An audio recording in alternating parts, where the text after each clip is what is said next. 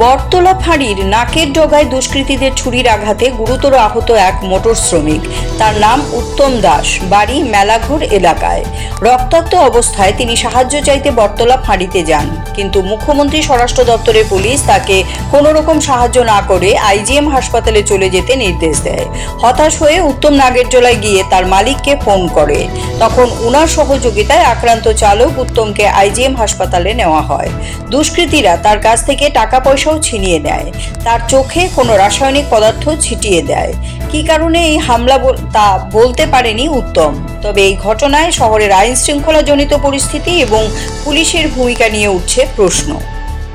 আমার দুইজন লোক ডাক দিছে, গেছি, এরপরে দিয়ে যাবো না পোলাবাইনটা আমার 3-4টা ধরে লেছে। আমার পকেট থেকে টাকা টুকা সব নিয়ে আমার পিঠটা আমার একটা চোখর কি জানি দিয়ে দিছে। আমি দেখছি না, বাম চোখটা কোনো দেখি না। আর এদিকে বুঝ দিচ্ছে, এদিকে বুঝ দিচ্ছে, বুকে বুঝ দিচ্ছে, আর এখানে বুঝ দিচ্ছে।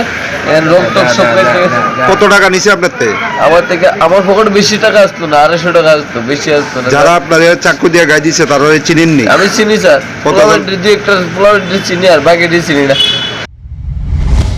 Siri TV, channel for news and entertainment.